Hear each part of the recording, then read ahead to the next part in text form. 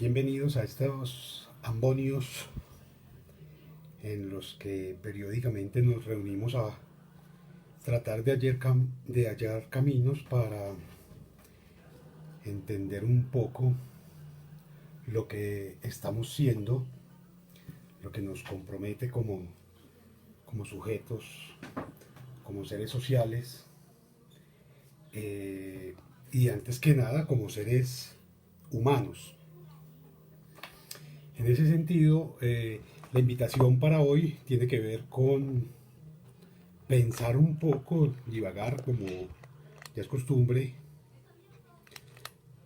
tomando distancia de los academicismos desde un presupuesto bastante lógico, por supuesto, argumentado, pero que nos ayude a entender qué es eso que llamamos humanos, qué es lo que nos convierte en seres humanos o qué es lo que se reclama frente a un concepto tan recurrente como el de seres humanos.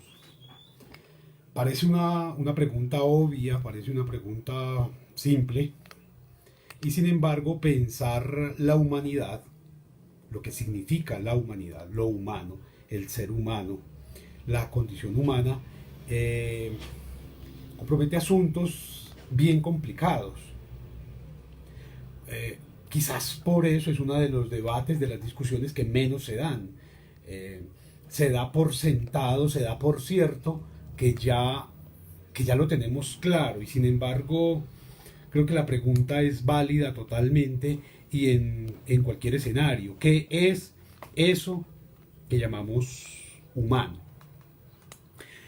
Vamos a ver, pensar el concepto de ser humano es etimológicamente algo obvio, ¿cierto? Humano viene del latín, traduciría algo así como ser sabio u hombre sabio.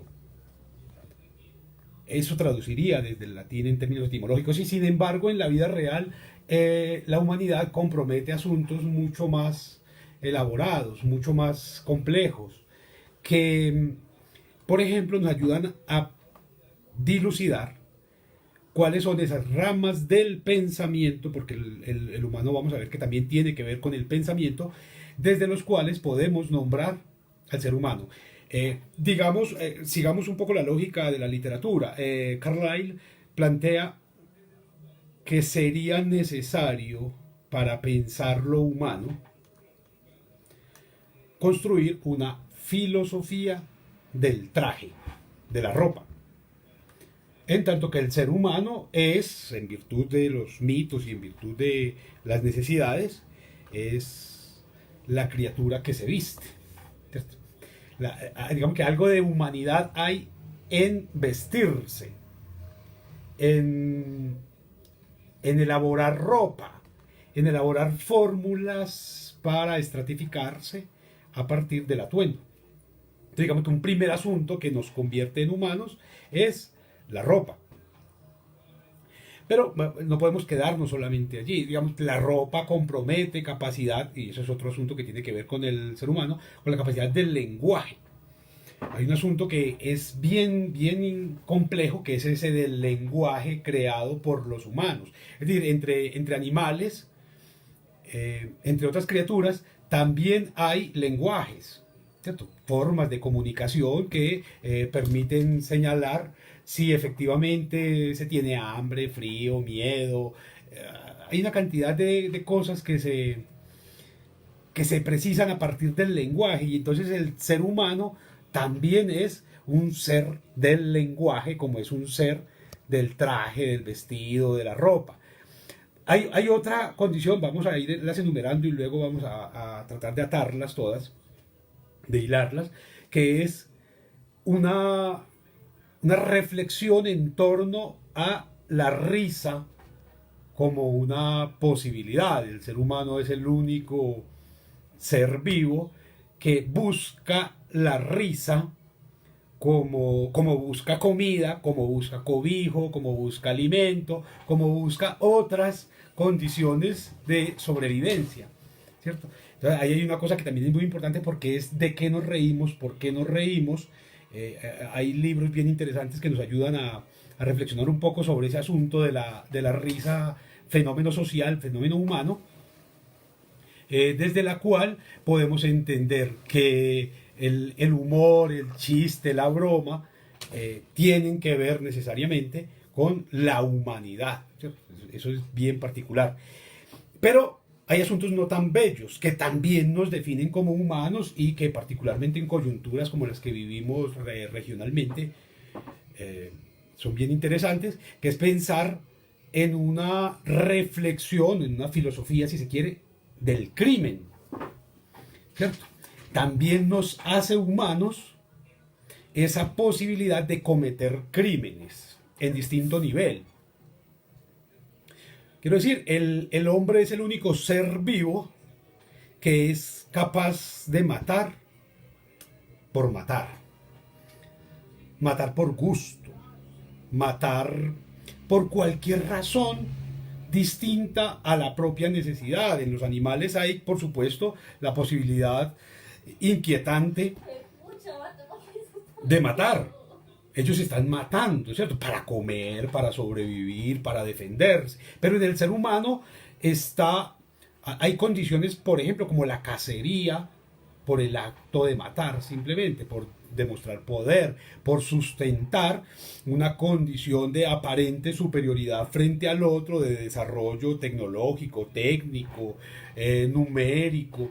Matar por matar también es una de esas formas de representar lo humano, ¿cierto? Porque matamos. Ahora, ojo, porque matar no se refiere específicamente, únicamente, exclusivamente, a quitarle la vida en términos biológicos a otro, ¿cierto? A otro ser. No, matar también compromete, matar ilusiones, matar sueños, matar deseos, matar la naturaleza, matar una cantidad, es decir, impedir la permanencia de un objeto o de un sujeto, de un ser o de un ente, son cosas diferentes, ya lo veremos, en el mismo plano existencial en el que estamos. Y en esa medida, ese que llamamos ser humano es el único capaz, y que además lo hace, ¿cierto? Y reincide en eso, de matar, de cometer crímenes. Hay un asunto que tendremos que explorar un poco más. Pero digamos que entonces tenemos ya que para pensar qué nos hace humanos, cuáles son las particularidades de lo humano, ya tenemos asuntos como que el traje, la posibilidad de vestirnos, la posibilidad de reírnos y sobre todo de buscar la risa propia o del otro, generar risa o buscar que otro nos haga reír, la posibilidad del crimen, la posibilidad del lenguaje, ¿cierto? Crear instancias complejas, instrumentos complejos, cargadas de símbolos y de signos, para comunicar, para descifrar, para transformar, para moldear por la vía de el signo, del símbolo y del lenguaje. Y en ese sentido, por ejemplo, el hombre no es el único ser que es capaz de trazar gráficos, garabatos, lo hacen algunos animales, el perro con la orina, lo hace el gato con su cola o con su cuerpo cuando está tratando de marcar territorio frente a alguien, o de denotar propiedad o pertenencia a, o pertenencia de. Lo hacen algunos animales con sus garras, por ejemplo, trazando algunas líneas. Es decir, hay formas de lenguaje menos elaboradas seguramente, igualmente complejas. Las ballenas tienen un lenguaje, los delfines tienen un lenguaje, los animales tienen lenguajes, pero esa capacidad de simbolizar y de predefinir signos es propia también de lo humano. Es decir, un sujeto que no sea capaz ni de construir, ni de decodificar signos, símbolos y lenguajes, difícilmente es entendido como ser humano. Y aquí uno podría pensar algunos mitos. Mowgli en el libro de la selva, o Tarzán, que son sujetos criados entre animales cuando son llevados ante lo que aparentemente es civilización, no son entendidos como humanos. Y si ustedes quieren hacer un recorrido un poco más efectivo, piensen en lo que significa todavía hoy, siglo XXI, que los colonos lleguen a territorios habitados por indígenas que no han tenido contactos con lo que nombramos como civilización. Esos otros son entendidos generalmente como salvajes, no como humanos. De hecho, eso es bien interesante también el término o los términos que utilizamos para nombrar lo humano o para representar aquellas conductas, aquellos actos, aquellos comportamientos que no reconocemos como humanos, que es lo que nos permite reconocer al otro como humano. Si ustedes piensan en lo que representó la llegada de europeos al territorio que hoy nombramos como América, era el encuentro, la confrontación de dos estructuras mentales totalmente distintas. Una racional, ¿cierto? Hija del cartesianismo, hija de la razón, promisoria de la ilustración, que se asumía como la única realmente humana y que le otorgó a otros, a los que consideraba diferentes, la condición de salvajes, ¿cierto? De menos que humanos, y en virtud de ser menos que humanos tenían la posibilidad de ser esclavizados. Piensen en las comunidades negras, eran esclavizadas simplemente por el hecho de que no eran humanos, no eran entendidos, ojo, no eran entendidos como seres humanos por esos otros que se asumían como superiores moralmente,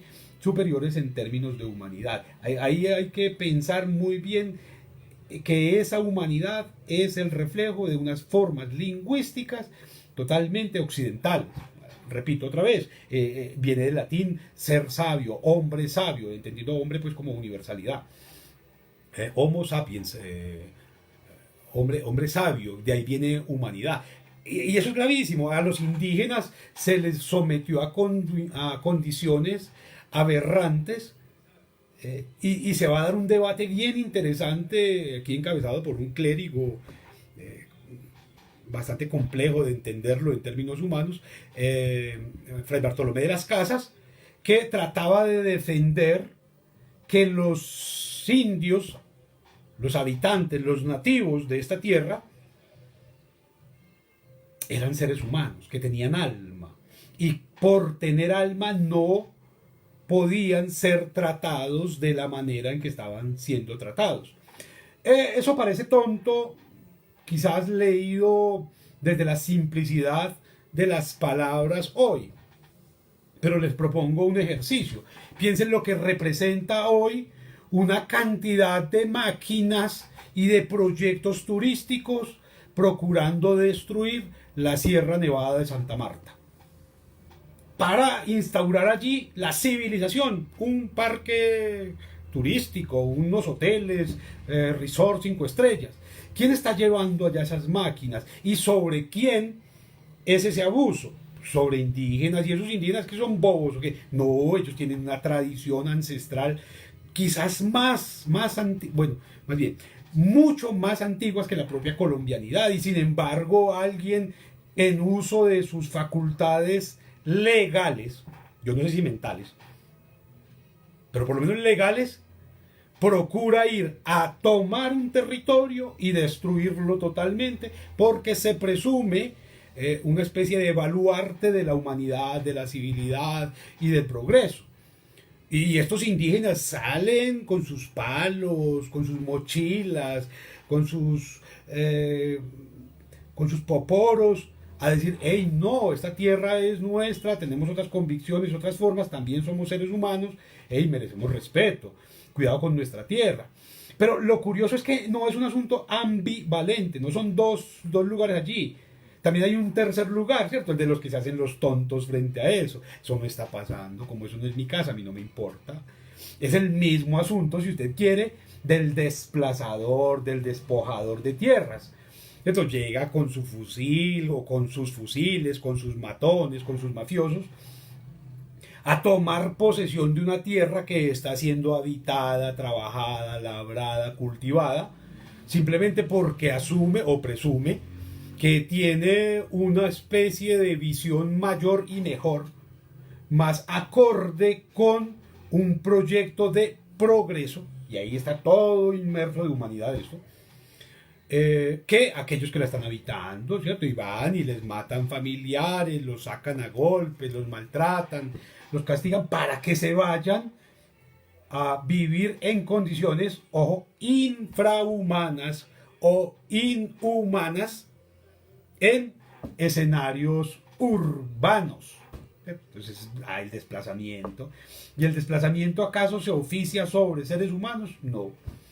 Quien va a desplazar, sea la alcaldesa de Bogotá, o sea el paramilitar, o sea la empresa de energía, o sea la empresa de petróleos que va a desplazar a otros, asume y se empodera de tal manera que el otro no es humano y que por eso no tiene derecho a una tierra que en muchos casos históricamente ha sido suya, pero no tiene un papel firmado, es decir, no tiene una codificación de signos y de símbolos que pueda verificar ante un juez, ante un notario, la propiedad, como si la propiedad fuera un asunto de humanidad.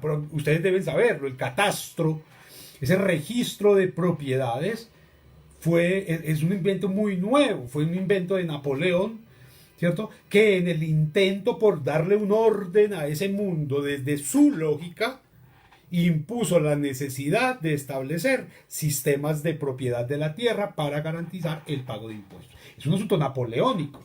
Napoleónico. Es decir, que la humanidad había vivido por más de 25 siglos sin catastro.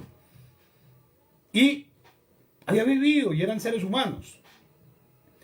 Hoy se apela a eso, ¿cierto? Porque se va a sacar gente de los altos de Cazucá o de Ciudad Bolívar o de un lote en el norte de Medellín o de cualquier parte, porque no tienen un papel que diga que esa tierra es de, o porque el papel del que lleva ese otro se supone que tiene más poder. Entonces, pensar el asunto de la humanidad también compromete ese tipo de fenómenos sociales como el desplazamiento. Es decir, esa filosofía del traje, de la risa, del crimen, del lenguaje, ¿cierto? Compromete necesariamente todas juntas, más otras que iremos nombrando y muchas otras que se quedarán por fuera de esta reflexión, eso que llamamos ser humano. ¿A qué apela usted cuando dice es que yo soy un ser humano?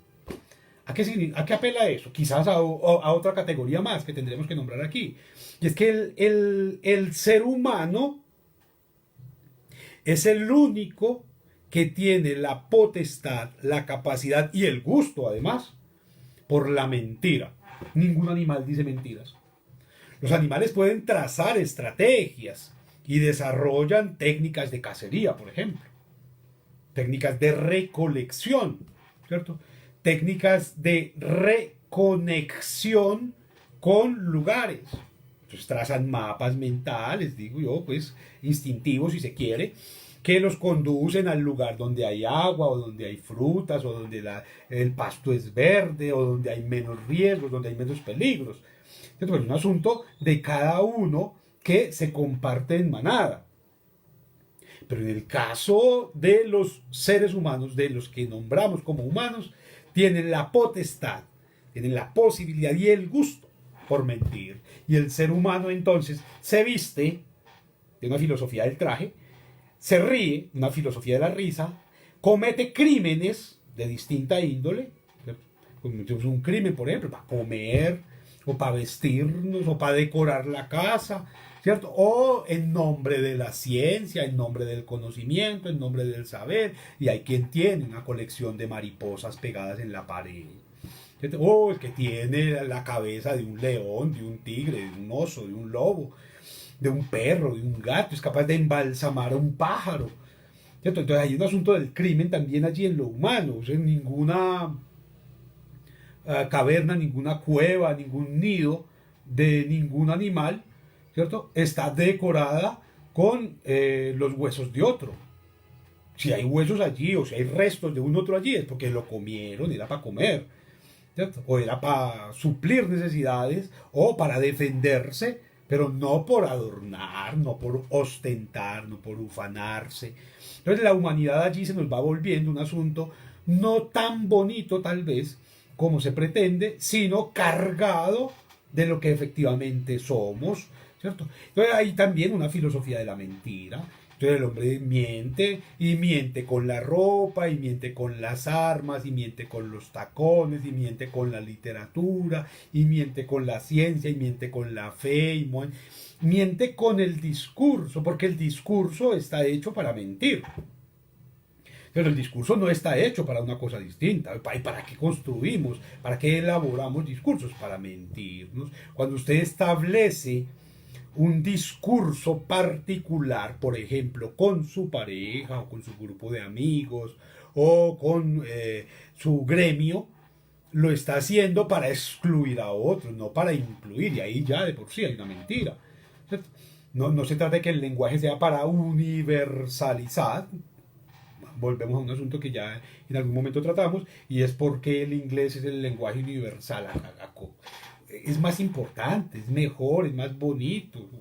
Que hubo en la década del 90, del 80 y 90, un experimento muy bello, y es que trató de crearse un idioma universal, se llamaba Esperanto, y el Esperanto se supone que era el idioma más sencillo de aprender a transmitir cosas y a leerlo y a escribirlo, porque asumía conductas universales de la humanidad, y sin embargo fracasó, porque es que los lenguajes son para excluir, y por eso hay juegos lingüísticos a través de los cuales excluimos al otro. No, es que usted no puede leer esto, usted no puede entender esto, porque esto es para médicos, o para ingenieros, o para matemáticos, o este es lenguaje de sociólogo, de psicólogo, ¿cierto? O el lenguaje de mecánico, o de carpintero. Construimos lenguajes es para cerrar grupos y no para incluir a los demás. Y en esa medida el lenguaje también es una estrategia de mentira, ¿cierto? Que nos permite engañar al otro. El mecánico lo engaña a usted, el carpintero, el zapatero o el médico, ¿cierto? O el ingeniero, o el abogado, o el ministro, para obtener provecho, y lo hace a través del lenguaje. Vea, es que esta pieza está mala, es que eso que usted cometió es un delito, es una falta, es una contravención, es que esto es robo, es que aquello es hurto, es que aquello es un atentado contra... Es una cosa bien interesante, porque es mostrar la humanidad a partir de la necesidad de superponerse sobre el otro.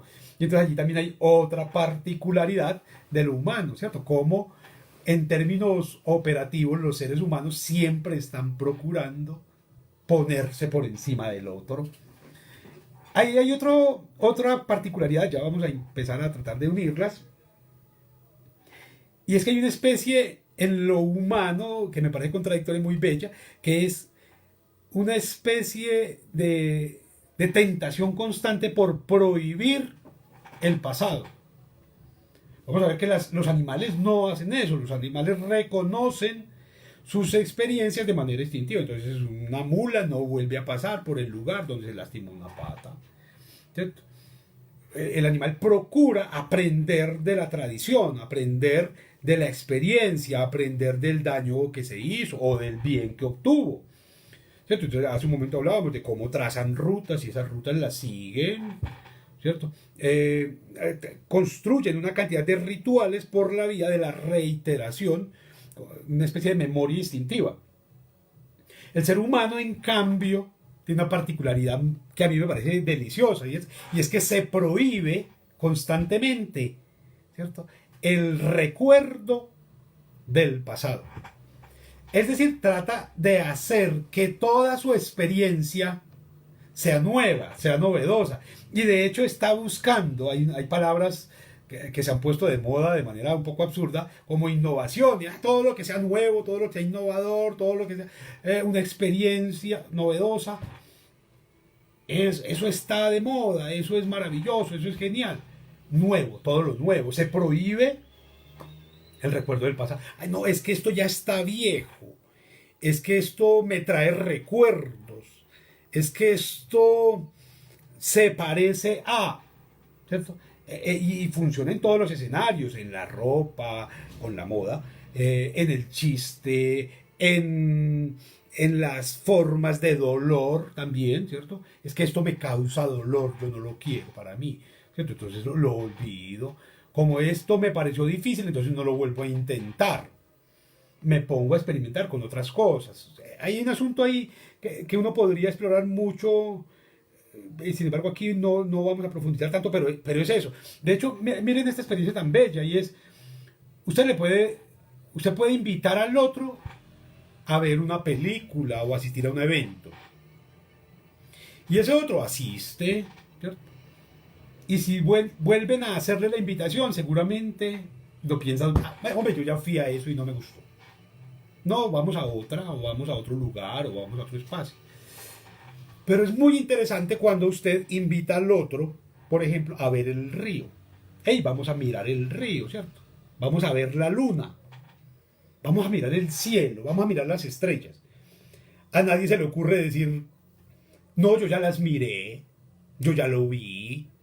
No, ahí hay una cosa que es, a pesar de tratarse del río, de la luna, del cielo, del árbol, de la piedra, la gente vuelve y va y vuelve. Cada vez que va, la disfruta. No es un simple cliché, esa reiterada invitación, o esa reiterada práctica de regalarse entre enamorados la luna, o el amanecer, o el paisaje. Y vuelven y lo ven, y vuelven y se emocionan y experimentan. Entonces allí también hay una contradicción muy bella en el sentido de pensar que es el ser humano un inquieto por la novedad, en tanto que ella admite el desconocimiento de la experiencia previa. Hay una cosa muy bella, ¿cierto? Entonces hay un asunto que vale la pena pensar.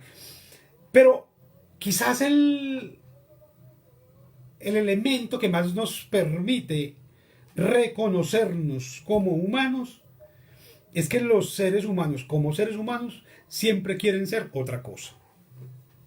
Grave. El perro siempre quiere ser perro. O sea, yo no conozco el primer perro que quiera ser gato, o que quiera ser pájaro, o que quiera volar, o que quiera volverse vegetariano, o que quiera caminar en dos patas. Ellos pueden aprenderlo, por supuesto, algunos. Pero, digamos que el perro es perro, y un perro, un pastor alemán no quiere ser labrador, ¿cierto? Y un perro con habilidades para la cacería no quiere ser un perro quieto. El gato igual, el gato no quiere ser pájaro, ¿cierto? El gato, tal vez uno pensaría, como ser humano que se engaña desde el lenguaje, uno pensaría que un gato quiere ser almohada, ¿cierto? Quiere estar tirado durmiendo a toda hora, ¿cierto? Ningún pájaro quiere ser serpiente, ni ninguna serpiente quiere ser caballo, ni ningún caballo quiere ser vaca. En cambio, el ser humano siempre quiere ser otra cosa. Entonces, cuando es niño, quiere ser grande, quiere ser adulto, o quiere ser astronauta porque no le gusta ser niño, o quiere ser ingeniero, o quiere ser X, pero no reconoce su propia condición como un escenario de comodidad en el que es satisfactorio, ventajoso, delicioso quedarse, sino que quiere ser otra cosa. Entonces uno encuentra hombres que quieren ser mujeres, mujeres que quieren ser otra mujer distinta de ella misma, niños que quieren ser pájaros, una cantidad de cosas de inconformidad. El ser humano es ser humano en tanto que siempre quiere ser otra cosa. Entonces, hay seres humanos que quieren ser piedra, que quieren quedarse quietos, no tener que moverse, no tener que hacer nada. Y hay otros, por el contrario, que parecen una especie de torbellinos, que son incapaces de quedarse quietos, que siempre están corriendo, buscando, riéndose, molestando. Nunca están satisfechos con la quietud, o tampoco están satisfechos con el movimiento. Entonces allí la humanidad se nos convierte también en una especie de reconocimiento de lo que somos, en tanto que aceptamos que no lo queremos ser, o por lo menos no de una manera permanente. ¿Cierto? Nos ponemos a pensarnos y siempre queremos ser otra cosa. Entonces usted quiere ser médico, pero también quiere ser ingeniero, pero también quiere ser cocinero, pero también quiere ser viajero, pero también quiere ser arquitecto, quiere ser de todo. Y en últimas, cuando uno plantea esa pregunta, suena un poco tonto, suena un poco inocente. Bueno, ¿usted qué quiere ser? Ah, no, yo no sé, pero tengo claro que no, que digamos que tengo el derecho, que tengo la posibilidad de buscar lo que yo quiero ser. Y hay quienes se mueren y no logran encontrarlo, y qué maravilla. En este caso, por ejemplo, Álvaro Mutis tenía una frase que a mí me parece hermosísima, ¿cierto? Y es que hay que morirse con los sueños intactos. Es decir, hay que morirse siempre con los sueños vivos. Hay quienes luchan todos los días y que por cumplir los sueños. Y cuando consiguen el sueño, cuando logran ese sueño, quedan en una frustración espantosa. No sé ustedes, pero a mí me ha tocado compartir espacios, por ejemplo, con personas que asumen que la maternidad o que la profesionalidad es el punto de su muerte. Es decir, a partir de esto ya lo logré todo. Y de ahí en adelante todo tiene que ver con eso. Es que yo camino porque soy mamá o porque soy papá, yo hablo, yo duermo, yo sueño, yo trabajo, yo produzco, yo no produzco, yo hago deporte, yo viajo por mis hijos. ¿Cómo así? ¿Y usted dónde está? Ah, no, es que yo no quiero ser yo quiero ser el reflejo del deseo o de la comodidad o de las posibilidades de un otro. Entonces el ser humano, entre otras cosas, ¿cierto? Es ese ser que no quiere ser lo que es.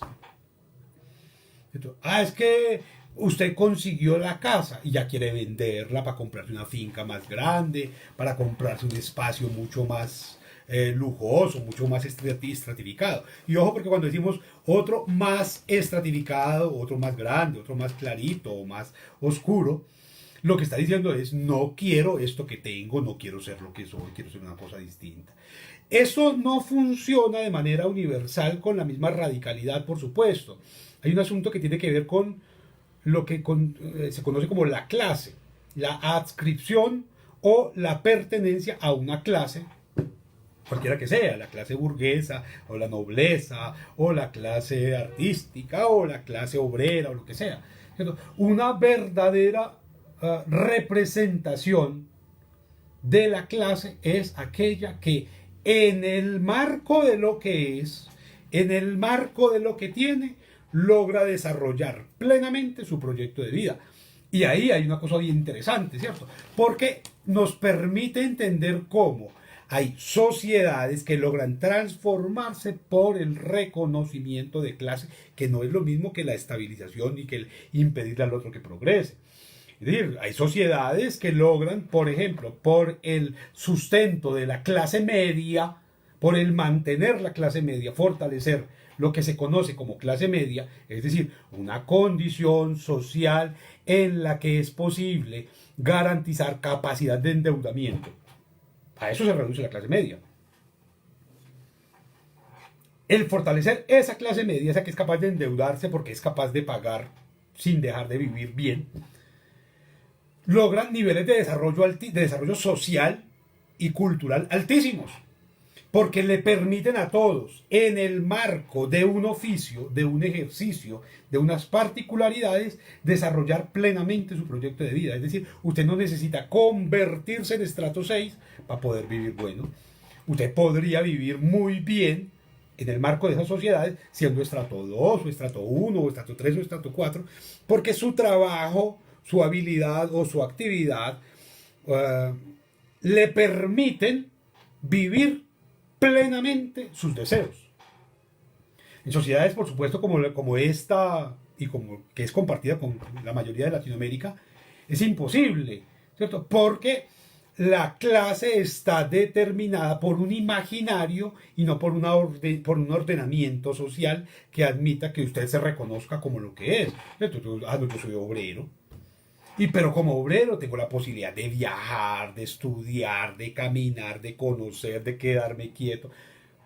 Aquí no, aquí al obrero le toca madrugar a trabajar, trasnochar trabajando y fuera de eso no logra suplir sus necesidades básicas. Y entonces allí el asunto de la humanidad vuelve a volverse supremamente importante para pensarlo, porque determina también ordenamientos sociales, ¿cierto? También como seres humanos o desde esa humanidad que se supone nos habita, y esto es supremamente complejo pensarlo en sociedades como la colombiana, se ritualiza la muerte, es decir, hay un respeto por esa condición de finitud que es connatural a los seres vivos.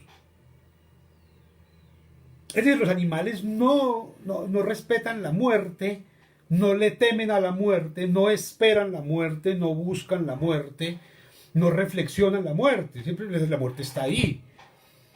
Pero ellos no se preparan, ellos no compran seguro exequial ni seguros de vida, y ellos no están trabajando para el día que se mueran, ni están previendo para el día que se mueran. No, ahí hay un asunto que es muy interesante, porque se supone que los seres humanos son conscientes de una cosa que los animales no.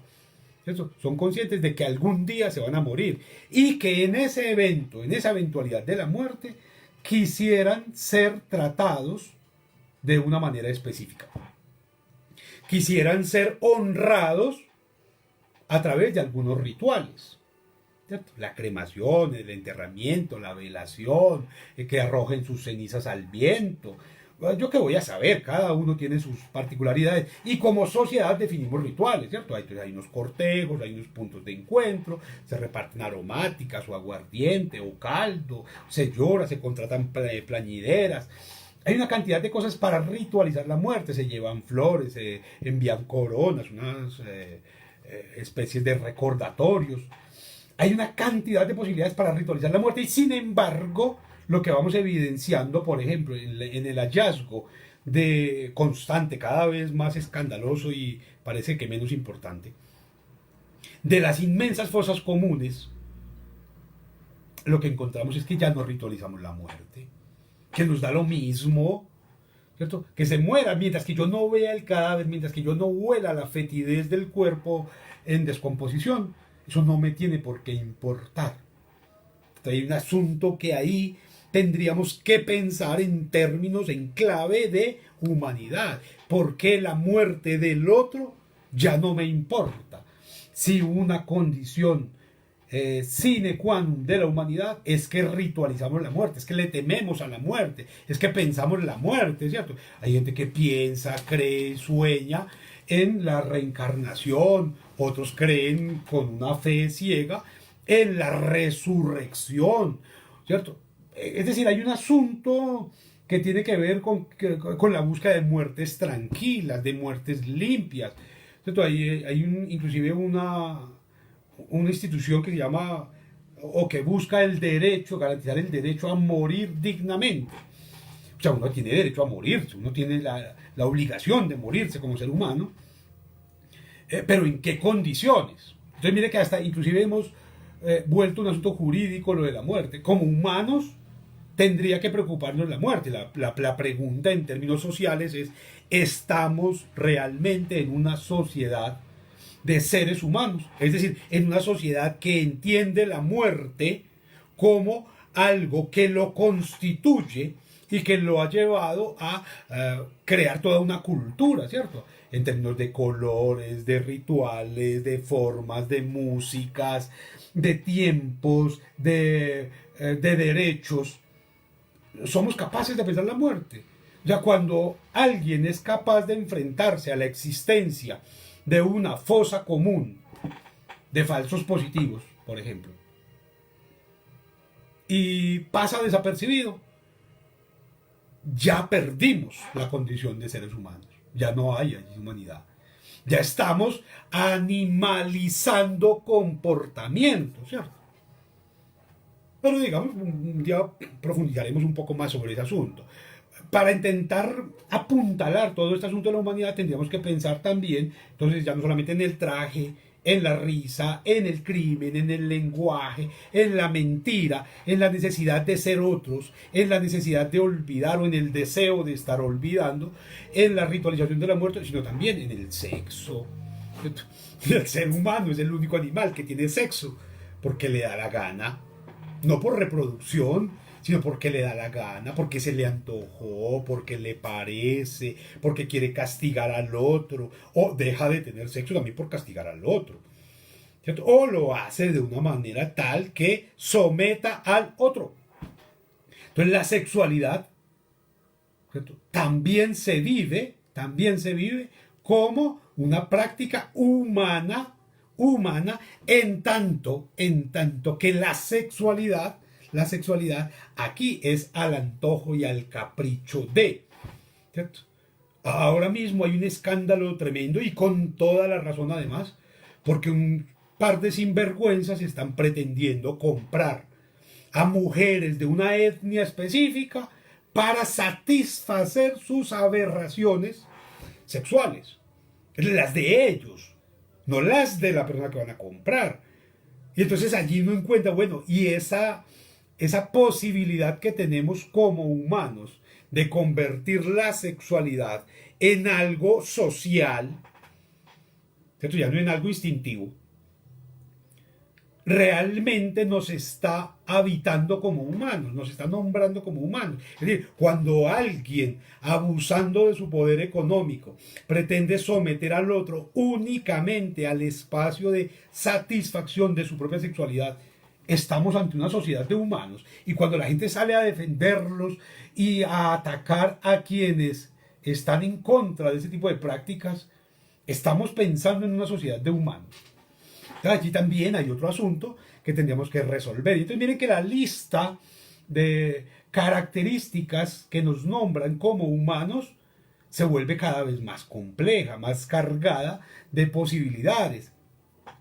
Hay un asunto también que es dolorosamente real, y es que los humanos también son o somos la única especie que disfruta de generar dolor. Ningún animal, ningún otro ser disfruta de causar dolor. El animal va y mata porque tiene que matar y lo hace de la manera más rápida que puede, o más efectiva por lo menos. Entonces se trate de una serpiente, se trate de un león, se trate de un escorpión, se trate de un sapo venenoso. Matan de la manera más efectiva, pero rapidito. El ser humano logra descubrir en la posibilidad de generarle dolor a otro placer. Y hay un asunto que es complicado. ¿Cómo puedo disfrutar de lo humano en mí, aniquilando, anulando o lesionando la humanidad del otro?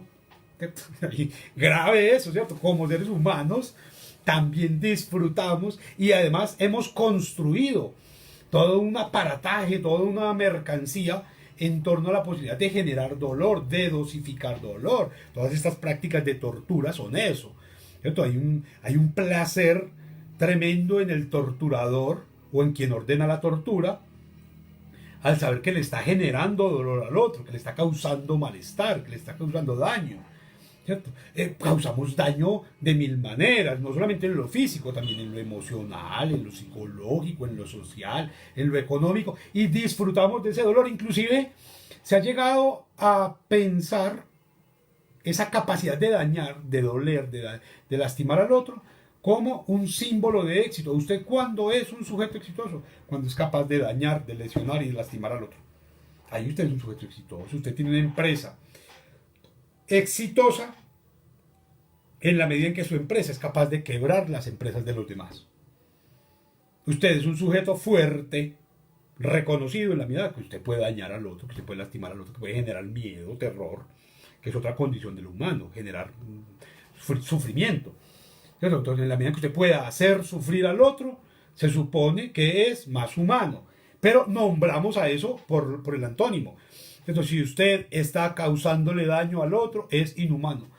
Si usted está causándole daño al otro, realmente lo que está poniendo en evidencia es una de las condiciones a las que como humanos tendríamos que renunciar. Es decir, a la capacidad de dañar al otro. Y sin embargo, hay toda una experiencia de placer en eso. Ustedes ven una cantidad de almacenes y de mercados que está diseñado específicamente en términos de productos para generarle dolor al otro. y vendemos ese dolor. Hay gente que es capaz, por ejemplo, de ir a ver una película que lo va a lastimar, una película que lo aterra o que lo espanta, y va y la ve y paga por verla además. Es más, invita a gente querida a causar dolor, a sentir dolor, a subirse a una montaña rusa que lo va a volver añicos por dentro, que lo va a poner de frente contra la inminencia de la muerte como posibilidad. Algunos juegos, algunos espacios, escenarios recreativos que juegan a generarle al otro malestar. Y ahí está la humanidad puesta en pleno. Quizás uno de los asuntos con los que podríamos ir apuntalando ya este tema de la humanidad es que los seres humanos también son los únicos capaces de delegar y de relegar. Ningún animal hace eso. Los seres humanos son capaces de delegarle a otro tareas o de asignarle al otro tareas para beneficio propio o para satisfacción de sus caprichos. O también es capaz de relegar. No voy a hacer esto. Ahora está de moda una palabra que a mí me parece que merece toda una reflexión, que es procrastinar, ¿cierto? Voy a dejar para después. Esto no lo voy a hacer hoy. Seguramente sobre ese tema volveremos. Pero el ser humano es el único capaz de eso. Los animales no se ponen con esa, ¿cierto? El animal tiene hambre y va y busca comida. Tiene frío y va y busca abrigo. Tiene miedo y va y busca protección.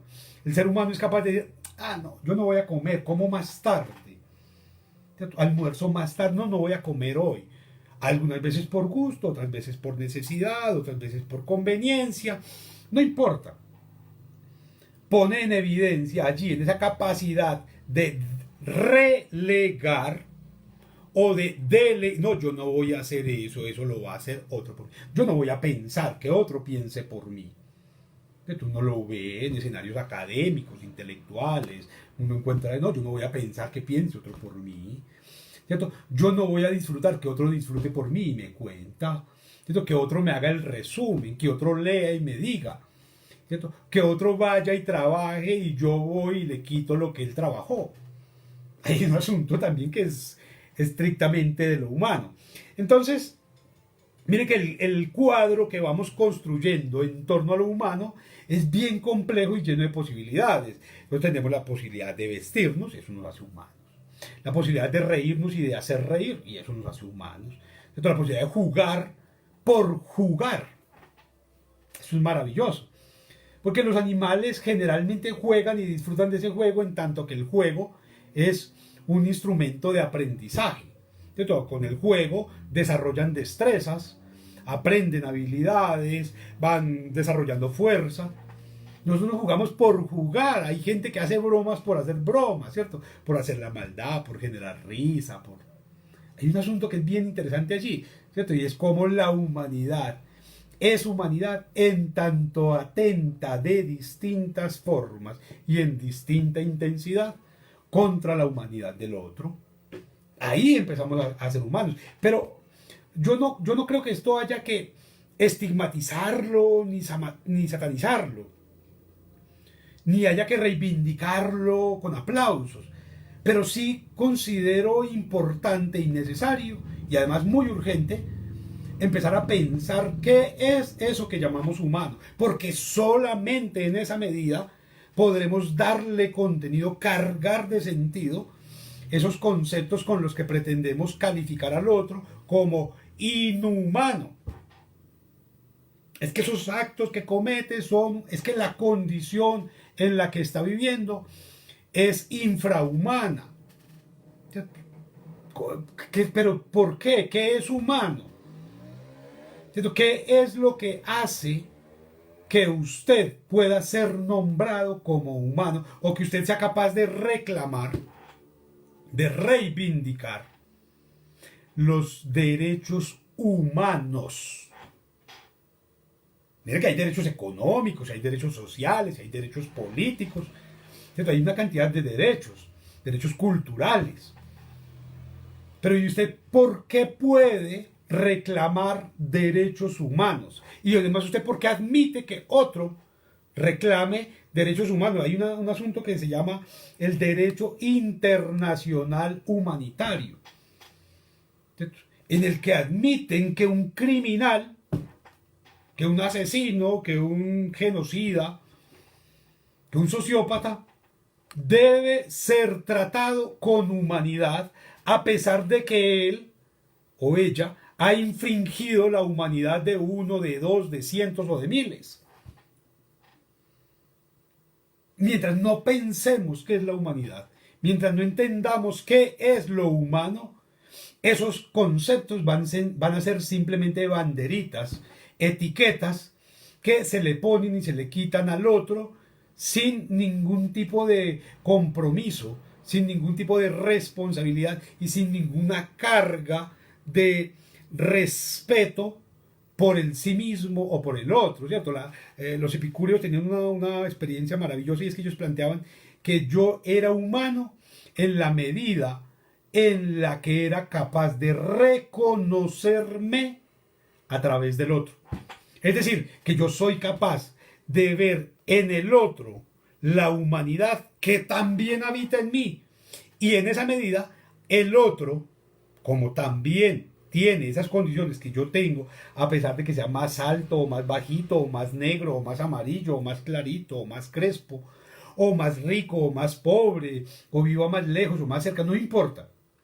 A pesar de la diferencia, ese otro es un reflejo de lo que yo soy. Por lo tanto, ese otro merece respeto. Merece un trato que sea equivalente con mi deseo, con mi necesidad y con mis expectativas. Bien, este asunto de la humanidad, como ven, es supremamente complejo y merece pues exploraciones desde otros puntos de vista que seguramente en estos ambonios vamos a ir elaborando en la medida en que tengamos la oportunidad. Les agradezco por estar aquí compartiendo estas divagaciones. Nos vemos en la próxima oportunidad. Feliz resto de día.